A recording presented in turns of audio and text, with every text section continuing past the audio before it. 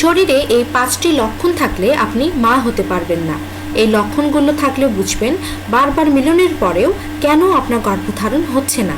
লক্ষণগুলো জানা থাকলে আপনি চিকিৎসার মাধ্যমে সুস্থ হয়ে গর্ভবতী হতে পারবেন। সফলভাবে গর্ভধারণের জন্য একজন নারীর শরীরে সুস্থ পরিপক্ক একটি ডিম্বাণুর প্রয়োজন। এই ডিম্বাণুটি নারীদের মাসিক সাইকেলের মাঝামাঝিতে ওভুলেশনের সময়ে ডিম্বথলি থেকে একবারই নিঃসৃত হয়।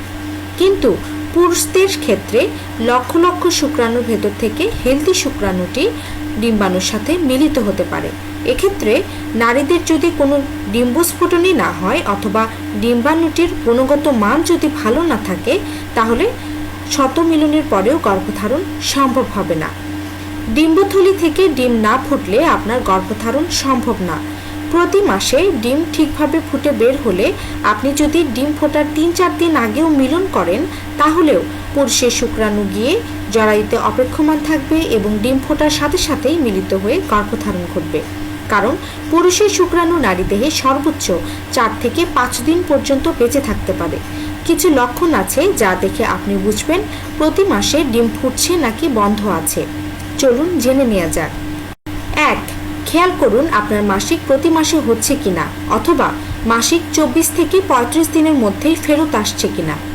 যদি আপনার মাসিক 22 দিনের কম বা 35 দিনের বেশি সময় পর পর আসে, তাহলে আপনার শরীরে নিয়মিত ডিম্বস্ফোটন হচ্ছে না। এছাড়াও আপনার মাসিকে রক্তের প্রবাহ খেয়াল করুন। মাসিকে যদি অনেক বেশি পরিমাণে রক্ত প্রবাহ হয় এবং 7 থেকে 10 দিনের বেশি সময় জুড়ে থাকে, দলা দলা রক্ত যায়, তাহলে বুঝবেন আপনার ডিম ফুটছে না। মাসিকে স্বাভাবিক রক্তের প্রবাহ 20 থেকে 80 মিলিলিটার পর্যন্ত। এর থেকে বেশি রক্ত গেলে এবং রক্ত প্রবাহ যদি 7 দিনের বেশি থাকে, তাহলে এটি ওভুলেশন বা ডিম্বস্ফোটন না হওয়ার লক্ষণ। 2. স্তনের কোনো পরিবর্তন না আসা। ওভুলেশন হলে সাধারণত স্তন কোমল ও ভারী ভারী লাগে। অনেক সময় স্তনবৃন্তেও ব্যথা করে। মূলত প্রজেস্টেরন হরমোন বৃদ্ধির কারণেই এমনটি হয়ে থাকে। গর্ভধারণ করলেও শরীরে এই প্রজেস্টেরন হরমোন বৃদ্ধির কারণেই তখনও স্তনে ভারী ভারী ও কোমল লাগা, হালকা স্পর্শে ব্যথা করা এ ধরনের লক্ষণ নারীরা দেখতে পান।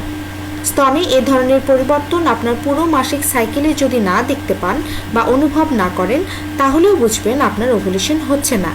সাধারণত ওভুলেশন হলে স্তন আকারে কিছুটা বড় হয়, স্তনের গায়ে হালকা হালকা ব্যথা থাকে বা হালকা স্পর্শেই ব্যথা লাগে। অনেক নারীদের স্তনের এই পরিবর্তন ওভুলেশনের সময় থেকে মাসিক শুরুর আগ পর্যন্ত থাকে। মাসিকের রক্ত প্রবাহ শুরু হলেই আবার ভালো হয়ে যায়। 3. স্রাবের পরিবর্তন। মাসিকের পর থেকে নারীদের যোনিপথ শুষ্ক থাকে। এই শুষ্ক ভাব 2-3 দিন থাকে। এরপর মাসিকের চতুর্থ, পঞ্চম ও ষষ্ঠ দিনগুলোতে হালকা হালকা ক্রিমের মতো চটচটে স্রাব আসে। নবম, দশম, 11তম ও 12তম দিনগুলোতে ক্রিমের মতো স্রাব আসে। 13তম দিন থেকে 18তম দিন পর্যন্ত যে কোনো সময় ডিমের সাদা অংশের মতো পিচ্ছিল, স্বচ্ছ, আঠালো, 2 আঙুলে টানলে লম্বা করা যায় এমন ধরনের স্রাব নির্গত হতে থাকে, যা ওভুলেশন শুরুর লক্ষণ। ওভুলেশন মাত্র 12 থেকে 24 ঘন্টা পর্যন্তই স্থায়ী থাকে, এরপর তা নষ্ট হয়ে যায়। এ কারণে চেষ্টা করবেন এ ধরনের স্রাব দেখা মাত্রই যত দ্রুত সম্ভব মিলন করতে। এ ধরনের স্রাব যদি পুরো মাসিক সাইকেলে দেখতে না পান, তাহলে বুঝবেন আপনার ওভুলেশন হচ্ছে না। 4. শরীরের তাপমাত্রায় পরিবর্তন। ওভুলেশন হলে শরীরের তাপমাত্রা স্বাভাবিকের থেকে কিছুটা বেড়ে যায় এবং শরীর গরম গরম অনুভূত হয়। হালকা জ্বর আসলে শরীর যেমন গরম গরম লাগে, অনেকটাই তেমন। তবে এটি সব নারীরা বাহ্যিকভাবে নাও বুঝতে পারেন। এটি বোঝার উপায় হচ্ছে মাসিকের পর থেকে শুরু করে পরবর্তী মাসিক আসার আগ পর্যন্ত একটি ডিজিটাল থার্মোমিটার দিয়ে প্রতিদিনের তাপমাত্রা মেপে খাতায় তারিখসহ নোট করে রাখা। এতে মাসিকের মাঝামাঝি দিনগুলোতে আপনার ওভুলেশন হচ্ছে কিনা তা বুঝতে পারবেন। যাদের অনিয়মিত মাসিক, তারাও এই পদ্ধতি অবলম্বন করতে পারেন। এতে ওভুলেশন যখনই হোক আপনি বুঝতে পারবেন। তবে এক্ষেত্রে তাপমাত্রা মাপার কিছু নিয়ম এবং সতর্কতা আছে। নিয়ম হলো, প্রতিদিন সকালে ঘুম থেকে উঠেই বিছানায় থাকা অবস্থায় মুখে ডিজিটাল থার্মোমিটার দিয়ে তাপমাত্রা মাপতে হবে। ঘুম থেকে ওঠার সাথে সাথেই এটি করতে হবে, যাতে করে অ্যাকুরেট তাপমাত্রা নোট করা যায়। যদি পুরো মাসিক সাইকেলে তাপমাত্রা একই থাকে, তাহলে বুঝবেন আপনার ওভুলেশন হচ্ছে না। আর যদি দেখেন তাপমাত্রা হঠাৎ পূর্বের দিনের তুলনায় 0.5 ডিগ্রি থেকে 1 ডিগ্রি সেলসিয়াস পর্যন্ত বৃদ্ধি পেয়েছে, তাহলে বুঝবেন আপনার ওভুলেশন হয়েছে। ওই দিনে অবশ্যই মিলন করবেন। পঞ্চম, মিলনের প্রতি আগ্রহ। ওভুলেশন হলে নারীরা মিলনের প্রতি আগ্রহ অনুভব করেন। এ সময়ে নারীরা নিজেদের থেকেই মিলনের প্রতি একটা আলাদা আকর্ষণ অনুভব করেন। যদি পুরো মাসিক সাইকেলেও মিলনের প্রতি আগ্রহ বা লিবিডো আপনার মাঝে না জাগে অথবা আগ্রহ অনুভব না করেন, পাশাপাশি ওভুলেশনের অন্যান্য লক্ষণগুলোও যদি দেখতে না পান, তাহলে হতে পারে আপনার ওভুলেশন হচ্ছে না।